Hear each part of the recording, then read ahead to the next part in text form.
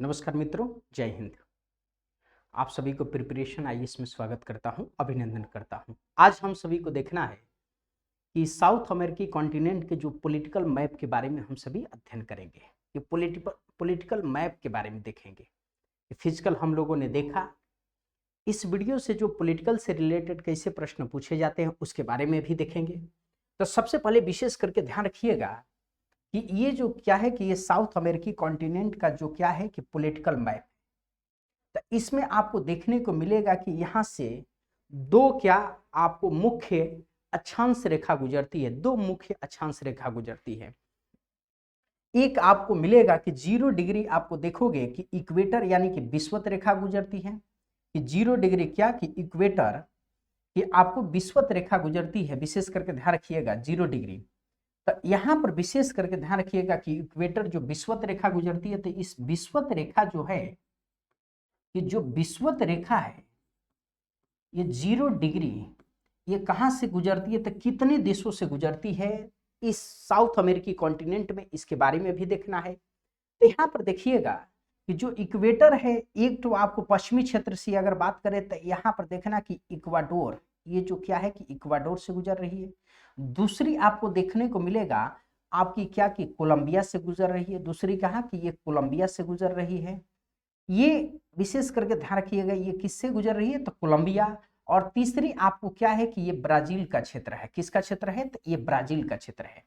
यानी कि कहने के तात्पर्य ये है कि जो विषुवत रेखा है, जो साउथ अमेरिकी कॉन्टिनेंट के जो 3 देशों से गुजरती है, कितने देशों से गुजरती है, तो एक आपको विशेष करके ध्यान रखेंगे इक्वाडोर, दूसरा क्या है कि आपको कोलंबिया, तीसरा आपको क्या है कि ब्राजील। यानी कि 3 देशों से गुजरती है। इस बात को विशेष करके ध्यान रखिएगा।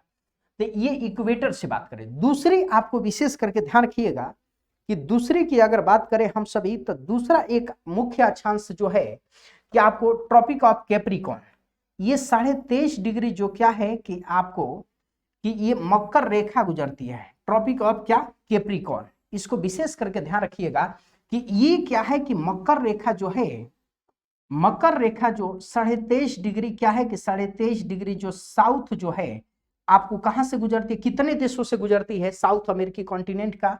तो एक आपको देखने को मिलेगा कि ये क्या है कि चिली। देखो बेटा कि एक बाबू ये मिलेगा क्या कि चिली।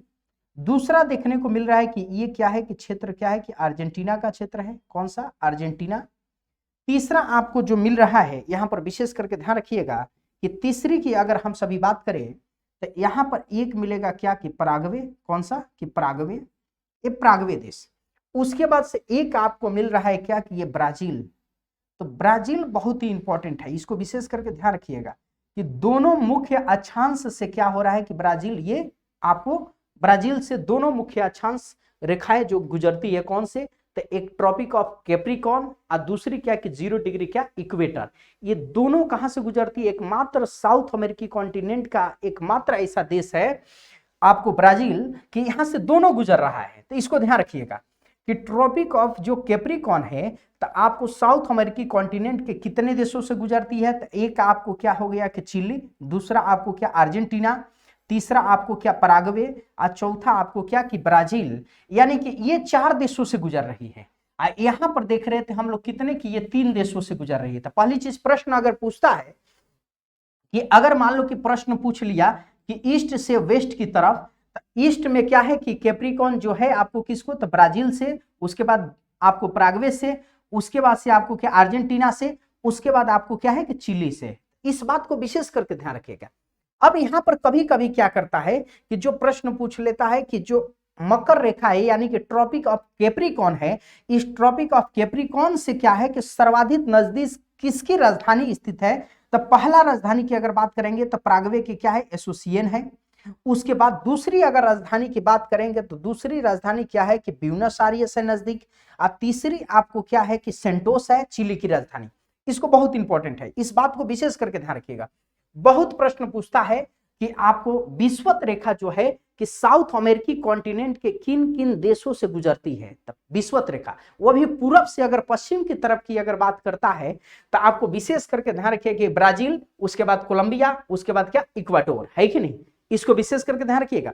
अब वही पूछ लिया कि जो मकर रेखा है तो वो पश्चिम से पूरब की तरफ, पश्चिम से अगर जो पूरब की तरफ बात करें तो पहले चिली, उसके बाद अर्जेंटीना, उसके बाद पराग्वे, उसके बाद क्या है कि ब्राजील। अब पूछेगा कि आपको इक्वेटर और कैप्रिकॉर्न जो है कि 23.5 डिग्री जो साउथ है, जो मकर रेखा है, ये दोनों एकमात्र एकलौती किस देशों से गुजरती है? तो ब्राजील से गुजरती है। किससे गुजरती है? तो ब्राजील से गुजरती है। इस बात को ध्यान रखिएगा। अब यहां पर हम लोग थोड़ा सा देखते हैं, इसको विशेष करके ध्यान रखिएगा कि एक इस कॉन्टिनेंट का सबसे बड़ा अगर देश की बात करें तो सबसे बड़ा देश कौन सा है? तो ब्राजील है। कौन सा है? तो ब्राजील है बाबू। ये ब्राजील देख रहे हो कि सबसे बड़ा देश है यहाँ की, जो साउथ अमेरिकी कॉन्टिनेंट की क्या है कि सबसे बड़ा देश कौन सा है? तो ये ब्राजील है। अब देखो बाबू कि ब्राजील है तो ब्राजील देश से क्या कितने देशों की सीमा लगती है? तो अगर कितने देशों की अगर सीमा की बात करें हम सभी कि कितने देशों की जो सीमा लगती है, तो यहां पर विशेष करके ध्यान रखिएगा कि यहां पे विशेष करके ध्यान रखिएगा कि अगर हम सभी बात करें सीमा की, तो यहां पर कि देखिएगा कि ये जो ब्राजील है, तो इस ब्राजील से हम लोग देखते हैं कि कितने देशों की सीमा लगती है साउथ अमेरिकी कॉन्टिनेंट के। तो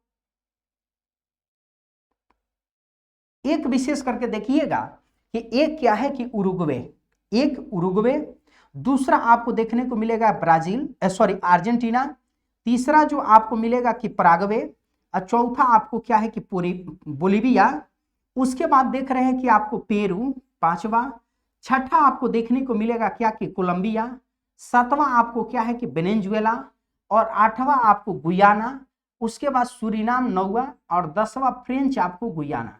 यानी कि ब्राजील से अगर बात करें कि ब्राजील से अगर बात करें तो ब्राजील को विशेष करके ध्यान रखिएगा कि ब्राजील से 8 देशों की सीमा लगती है। कितने देशों की सीमा लगती है? सॉरी 10 देशों की सीमा लगती है। कितने देशों की सीमा लगती है?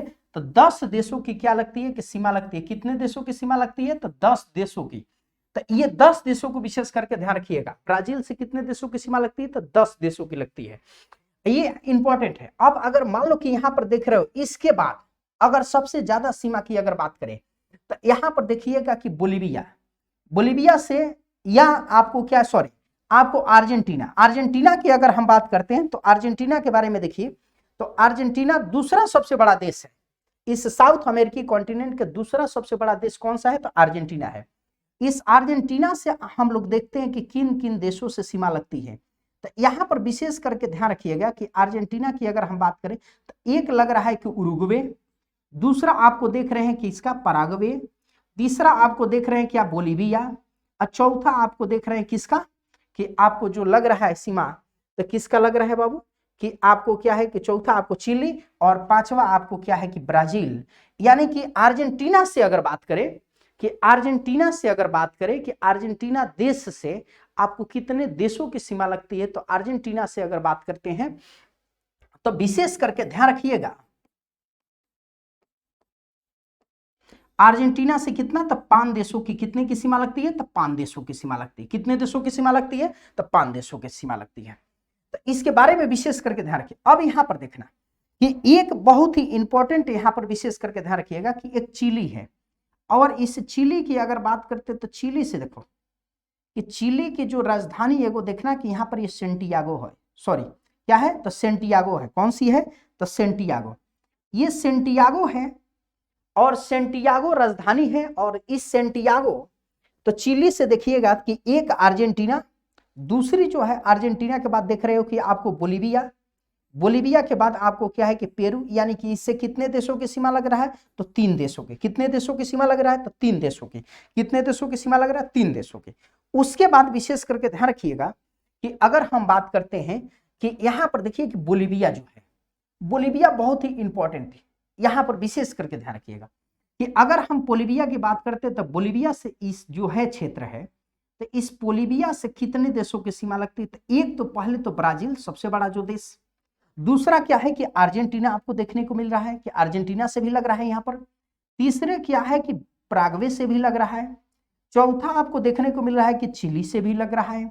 चौथा आपको किसे कि आपको 1 2 3 और क्या चौथा आपको क्या कि चिली से भी लग रहा है। अब पांचवा आपको देखिएगा कि पेरू से भी लग रहा है, ये 5 देशों से इसका भी क्या लग रहा है कि सीमा लग रहा है, इसको विशेष करके ध्यान रखिएगा। बोलीविया, अब बोलीविया की राजधानी क्या है कि सुक्रे, आपको लपाज और सुक्रेन 2 राजधानी है। लपाज जो है कि दुनिया के सबसे ऊंची स्थान पर स्थित राजधानी है, विश्व के सबसे ऊंची स्थान पर स्थित अगर राजधानी की हम सभी अगर बात करते हैं तो लपाज किसकी, बोलीविया की राजधानी जो है लपाज है, वो दुनिया के सबसे ऊंची स्थान पर क्या है कि स्थित है। दूसरी भाई यहाँ के सुक्रेन क्या है, तो ये सुक्रेन जो है कि सांस्कृतिक राजधानी है, कि जिस प्रकार से भारत की शिक्षा की राजधानी किसको बोलते हैं, तो आपको देहरादून के, आपके कल्चरल जो सांस्कृतिक राजधानी किसको, मुंबई को बोलते हैं।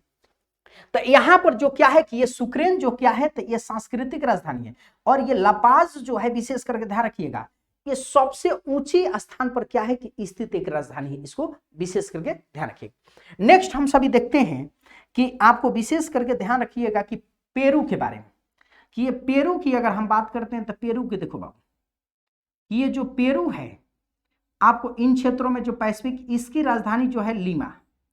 अब 2013 में यह जलवायु सम्मेलन किया गया था, अभी हाल ही में कोप का आपने सोचा देखा होगा कि कहाँ हुआ, तो इसको विशेष करके ध्यान रखिएगा कि जो मिस्र में कोप का जो हुआ 27, तो यहाँ पर जो जलवायु सम्मेलन हुआ था 2013 में, ये कहाँ पे हुआ था, तो लीमा में।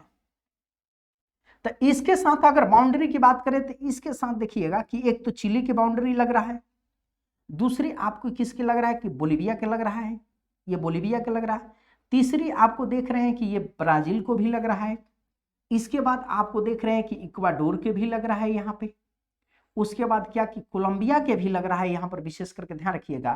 तो 1 आपको क्या है कि 2 3 आपको क्या कि 4 और या 5, आपने देखा कि 5 देशों से इसकी सीमा लग रही, किसका, आपको जो पेरू का, यहां पर विशेष करके ध्यान रखिएगा कि पेरू के किन किन देशों से सीमा लग रही है, इसमें किस देशों की सीमा नहीं लगती है, तो इसको विशेष करके ध्यान रखिएगा। किससे लग रहा है, तो चिली से लग रहा है, आपको बोलीविया से लग रहा है, आपको कितना ब्राजील से लग रहा है, आपको किससे, इक्वाडोर से लग रहा है, और कोलंबिया से लग रहा है।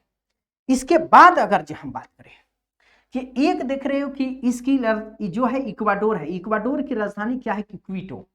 अब क्विटो बाबू कहां पर स्थित है, तो क्विटो के बारे में अगर जो हम सभी बात करें तो क्विटो विशेष करके ध्यान रखिएगा कि एक जो है कि पर्वतीय क्षेत्रों में स्थित है, यहां पर स्थित है क्विटो। क्विटो कहां पर स्थित है, तो यहां पर स्थित है, ऐसे क्षेत्रों में। यही कारण है कि एक बार प्रश्न पूछा कि इंडोनेशिया की राजधानी जो जकार्ता और इक्वाडोर की राजधानी जो क्विटो, दोनों एक ही अक्षांश पर यानी कि 0 डिग्री पर स्थित होने के बावजूद, दोनों एक ही अक्षांश पर स्थित होने के बावजूद दोनों में अंतर पाया जाता है। तो बाबू जो ये जकार्ता है ना, तो यहाँ है, समुद्र के किनारे है, ये समुद्र के किनारे है बाबू, ये महासागर के किनारे है। तो यहाँ जकार्ता में आप भी जानते हैं कि जल जो होता है बड़ी धीरे धीरे क्या होगा, धीरे धीरे गर्म होगा, अस्थल होगा, जल्दी गर्म होगा, जल्दी ठंडा होगा। तो आप देखिएगा जैसे कि मुंबई में क्या है कि हरदम क्या गर्मी ही रहता है, आपको ठंडी वहां नहीं मिलेगा, 12 मास क्या होगा, सालों भर एक मौसम रहेगा। तो उसी प्रकार से क्या है कि इंडोनेशिया में क्या है कि गर्म प्रकार की जलवायु पाई जा रही है, और यहाँ पर जो क्या है कि क्विटो में क्या है कि ठंडी प्रकार की जलवायु, और दोनों किस पर है, तो 0 डिग्री आपको क्या है कि इक्वेटर पर है, किस पर है, तो 0 डिग्री पे है, विषुवत रेखा पर स्थित है। कहां पर स्थित है, तो विषुवत रेखा पर स्थित है। तो ये प्रश्न पूछा तो आप कहिए कि जलवायु में भिन्न पाया जाता है, किस पर भिन्न पाया जाता है, तो जलवायु में भिन्न पाया जाता है। अब यहां पर हम देखते हैं कि ये क्विटो के बारे में आपको इसके पहले भी बताया। अब अगर बात करें इक्वाडोर के, तो इक्वाडोर आप देख रहे हो कि एक तो क्या है कि पेरू से सीमा लग रहा है, इसका पेरू से, दूसरा जो है कोलंबिया से, दूसरा किससे लग रहा है, तो कोलंबिया से लग रहा है, कोलंबिया से लग रहा है, यानी कि 2 ही देश की इसकी सीमा लग रहा है, किससे, आपको जो इक्वाडोर से। कितने देशों की सीमा लग रहा है, 2 देशों के। उसके बाद हम सभी देखते हैं कि एक आपको कोलंबिया जिसकी राजधानी क्या है कि बोगोटा है, क्या है कि जिसकी राजधानी बोगोटा है। अब कोलंबिया को बनाना स्टेट भी बोला जाता है। कौन सा स्टेट बोला जाता है, बनाना स्टेट। इसके मतलब ये नहीं कि यहाँ पर केला का सर्वाधिक उत्पादन होता है, ये नहीं। बनाना की तरफ क्या होता है कि थोड़ा सा ये फ्लेक्सिबल जो है आपको नरम होते हैं, ये सब कंट्री जो है, तो इस कंट्री को क्या बनाना स्टेट बोली जाती है इन क्षेत्रों में, क्योंकि इनकी जो भी नियम है, जो भी इनका रूल रेगुलेशन है, थोड़ा सा क्या है कि ढीला है कि नहीं। तो एक बार सुना होगा कि रॉबर्ट वाड्रा ने भारत के बारे में बोला कि भारत ही क्या बनाना स्टेट, मगर भारत बनाना स्टेट नहीं है, मैंगो स्टेट है, क्योंकि ऊपर से तो नरम है मगर अंदर से क्या है कि बहुत ही कठोर है कि नहीं। तो इस बात को विशेष करके ध्यान रखिएगा। तो भारत क्या है कि आपको मैंगो स्टेट है, बनाना स्टेट नहीं है। तो बनाना स्टेट क्यों बोला जाता है, तो इन सभी कंट्रियों को बोली जाती है क्योंकि ये फ्लेक्सिबल है, बहुत ही सरल है और बहुत ही आसान तरीके से अपने काम को करते हैं। तो ये कोलंबिया है, तो कोलंबिया से विशेष करके ध्यान रखिएगा कि एक तो सीमा किससे लग रहा है, तो इक्वाडोर से लग रहा है। देखो बाबू, ये इक्वाडोर से। उसके बाद क्या है कि यहां पर देखते हैं कि हम लोग पेरू से, दूसरा पेरू से लग रहा है, और तीसरा अगर बात करें तो ब्राजील से, ये ब्राजील से लग रहा है। इसके बाद सबसे लंबी इसकी तट रेखा किससे सीमा लग रही है, तो जो आपको वेनेजुएला से, वेनेजुएला भी बहुत इंपॉर्टेंट है, इसके बारे में ध्यान रखना। और साउथ अमेरिकी कॉन्टिनेंट के इकलौती ऐसी देश है, इकलौता ऐसा ये कंट्री है कि जिसकी आपके क्या अंतर महाद्वीपीय देशों के साथ सीमा लगता है, अंतर महाद्वीपीय, यानी कि दूसरे महाद्वीप के किसी देश का सीमा अगर जो बात करें तो उसका लगता है वो किसका है, तो पनामा से लगता है बाबू। यहां पर देखना, पनामा से, पनामा जो क्या है कि नॉर्थ अमेरिकी कॉन्टिनेंट का एक देश है। और उस पनामा के साथ क्या होता है कि अगर पनामा के साथ इसकी बाउंड्री लगती है, किसकी बॉर्डर लगती है, किसी कोलंबिया के, अगर कोई व्यक्ति अगर बाई रोड भी जाना चाहता है, तो बाई रोड भी चाहेगा तो वो क्या कर सकता है कि चिली से लेकर आपको कहां जा सकता है कि आपको नॉर्थ अमेरिकी कॉन्टिनेंट में कनाडा तक जा सकता है, यूएसए को पार करते हुए कहां तक, कनाडा तक। ऐसी सुविधा है, मगर सरकारें जो है इसको बहुत ही प्रतिबंधित करके रखी हुई है। तो यहां पर विशेष करके ध्यान रखिएगा। एक उसके बाद आपको देखने को मिलेगा कि ये वेनेजुएला, वेनेजुएला के बारे में हम आपको बताए थे कि वेनेजुएला की राजधानी क्या है कि जॉर्ज टाउन, सॉरी क्या है कि कराकस, क्या है कि कराकस, सॉरी कि कराकस, कौन सा, कराकस है। और कराकस किस लिए प्रसिद्ध है, तो ये तेल के लिए सबसे ज्यादा, क्योंकि वेनेजुएला में सर्वाधिक कच्चे तेलों की भंडारण पाई जाती है। यहां पर कच्चे तेल सर्वाधिक भंडारण पाई जाती है, पेट्रोलियम। आपने सुना होगा कि वेनेजुएला में ही वर्तमान में क्या कि 2 रुपया प्रति लीटर क्या पेट्रोल मिल रहा था, उतना भारत में सस्ता नहीं मिलेगा, है कि नहीं, कि 2 रुपया प्रति किलो क्या कि लीटर आपके पेट्रोल अभी वर्तमान में मिल रहा है। तो आप कहोगे कि सर वहां इतना सस्ता मिल रहा है तो यहाँ 110 रुपया क्यों खरीद रहे हैं, है कि नहीं। तो वहां पर विशेष करके ध्यान रखिएगा कि कितना रुपया, कि 2 रुपया। अब यहां पर देखो कि इसकी वेनेजुएला के साथ अगर बात करें तो वेनेजुएला के साथ आपको देखने को मिलेगा कि अगर बाउंड्री की बात करें तो एक बाउंड्री जो देख रहे हैं कि कोलंबिया से लग रहा है, यहां पर देखो कोलंबिया से। दूसरी देख रहे हो कि आपको लग रहा है किससे, तो ब्राजील से लग रहा है, दूसरी किससे, ब्राजील से। और तीसरी देखना कि गुयाना, एक गुयाना है, देश है, उस गुयाना देश से भी लग रहा है। यानी कि इसका 4 देशों के साथ सीमा लगता है। किसके, कितने देशों के साथ लगता है, तो 4 देशों के साथ इसकी सीमा लगती है। थोड़ा सा दिमाग में खटकेगा कि हम आराम आराम से इसको पढ़ो, ये सही तरीके से, क्योंकि देख ही रहे हो कि बीपीएससी में नेगेटिव कर दिया, ऑप्शनल का रोल धीरे धीरे कम करते गया और निबंध ला दिया, है कि नहीं। तो कोई भी चीज को जब गहराई से, पीटी में भी क्या कर दिया, निगेटिव कर दिया, तो थोड़ी गहराई से उसको अध्ययन करने की जरूरत है। क्यों, राजधानी पूछ देगा देश के साथ मैच कराने के लिए। फिर से बाउंड्री को भी ध्यान रखना कि यहां पर विशेष करके ध्यान रखना कि ये जो है कितने देशों से, 4 देशों की इसकी सीमा लगती है। आई इसके वेनेजुएला की राजधानी क्या है कि कराकस है, क्या है, तो कराकस है। इसके बारे में विशेष करके ध्यान रखिएगा। नेक्स्ट बाबू अगर हम बात करें तो यहां पर देखने को मिलेगा कि एक गुयाना, और ये गुयाना जो है इसकी राजधानी जो है जॉर्ज टाउन, इलाहाबाद के जॉर्ज टाउन में मत पहुंच जाना आप लोग। कहां पे, तो ये क्या है कि जॉर्ज टाउन एक छोटा सा जगह भी है इलाहाबाद में। आप यहां पर विशेष करके ध्यान रखना कि जॉर्ज टाउन किसकी है, तो गुयाना की है कि नहीं। इससे कितने देशों की सीमा लगती है, तो एक वेनेजुएला से लगता है, दूसरा क्या ब्राजील से लगता है, तीसरा सूरीनाम से लगता है, और उसके बाद क्या है कि ये 3 देशों के साथ सीमा किसकी लगता है, तो जॉर्ज टाउन के। देखो जॉर्ज टाउन कहां पे है कि ये समुद्री जो कैरिबियन सी है और अटलांटिक ओशियन है, यहाँ पर एकदम तट पे स्थित है ये सभी राजधानी, बहुत ही इंपॉर्टेंट।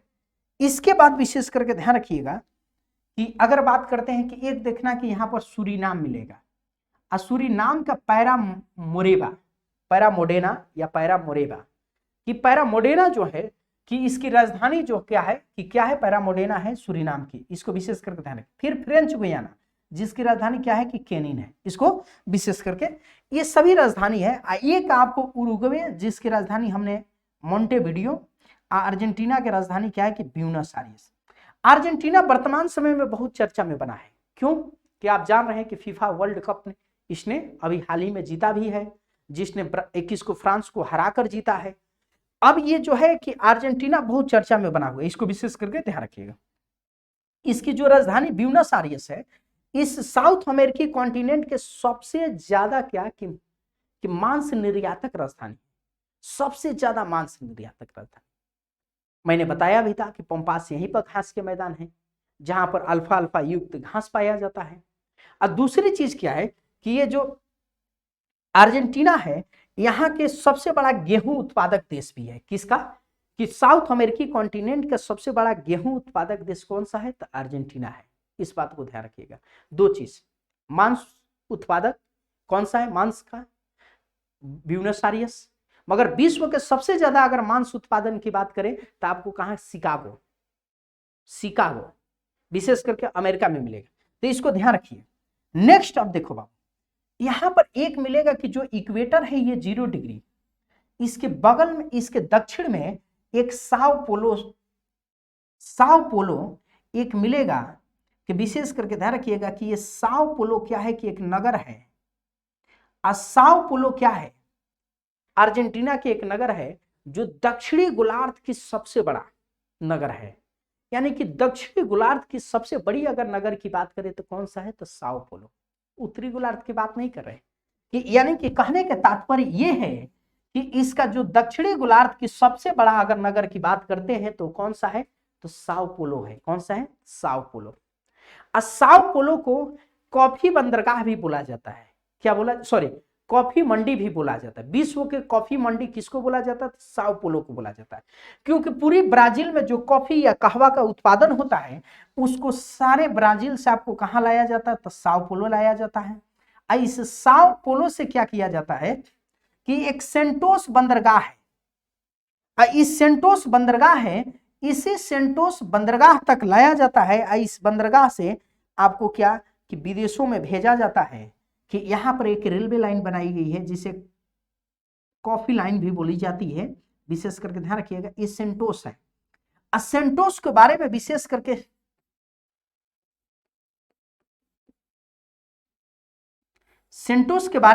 करके ध्यान रखिएगा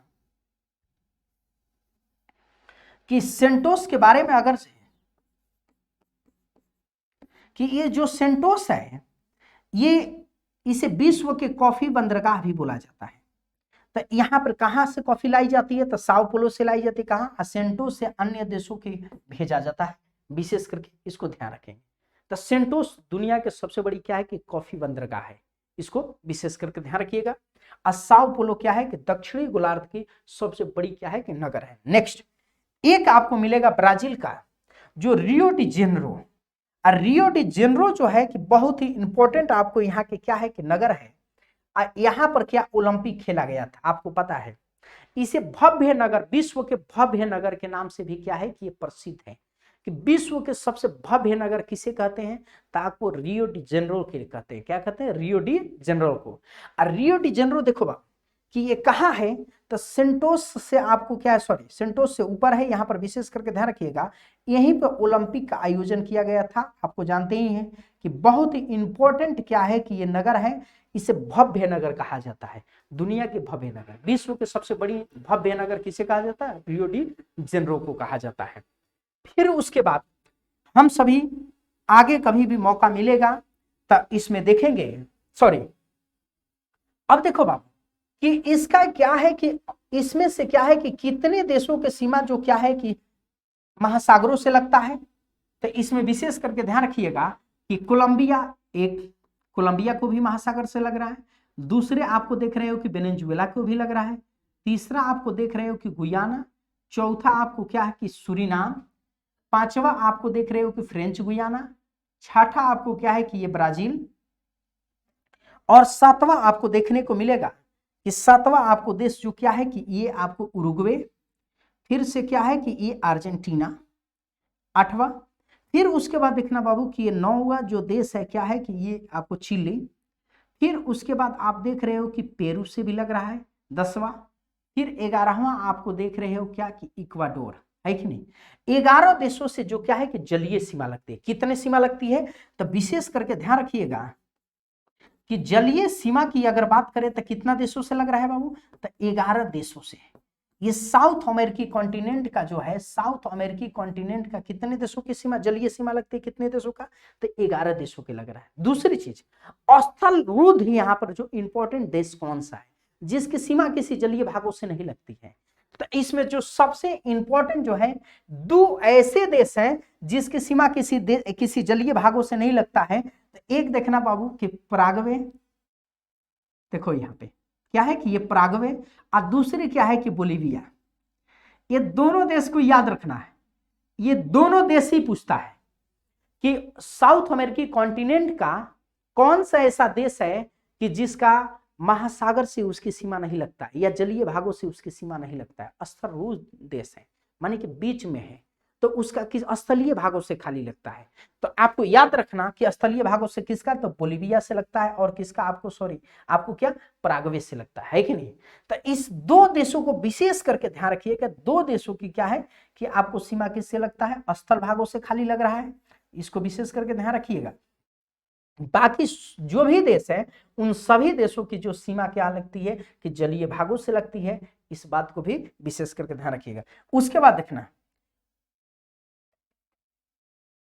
उसके बाद आपको यहां पर इस पनामा के ही बगल में मैंने बताया था आपको कि पनामा स्थल संधि, तो यहां पर देखिए कैरिबियन सी भी है। इसके बारे में सब चीजों को मैंने बता चुका हूं फिजिकल में। अब नेक्स्ट वीडियो में हम सभी एक बात आपसे बताना चाहता हूं कि नेक्स्ट इसके बाद से मैं बहुत जल्द ही आप लोगों को क्या है कि घटना चक्र जो यूपीएससी बीपीएससी का जो प्रीवियस ईयर क्वेश्चन है तो उसको भी लाने वाले हैं बहुत जल्दी। उसको रेगुलर क्या है कि आप सभी उसको डिस्कशन करेंगे, हम सभी करेंगे और उसको बेहतरीन तरीके से, क्योंकि वो चीज़ें अभी उपलब्ध आपके लिए नहीं है। कोई भी संस्थान क्या है कि घटना चक्र की होल जो है डिस्कशन कराकर आपको वीडियो प्रोवाइड नहीं की है। आप जानते हैं कि बीपीएससी में चाहे जो भी स्टेट कमीशन में, तो उसका प्रीवियस ईयर क्वेश्चनों का क्या रोल रहता है, किस पैटर्न के रहता है और किस प्रकार से पूछता है, उन सभी चीज़ों को देखना है।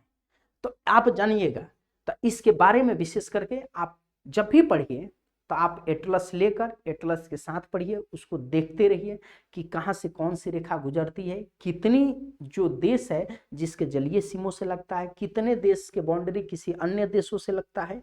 हालांकि यहाँ पर जो है कि अगर यूपीएससी खाली टच करेगा, स्टेट कमीशन टच करेगा, आपको वनडे नहीं टच करेगा। यहाँ पर आपके वनडे की जब बात आएगी तो वनडे एग्जाम क्या करता है कि सिर्फ अपने देश को करता है कि अपने देश से पूछेगा या अपने कॉन्टिनेंट से रिलेटेड पूछेगा, या चर्चा में कोई देश रहा हो अन्य कॉन्टिनेंटों में तो उससे रिलेटेड पूछ लेगा।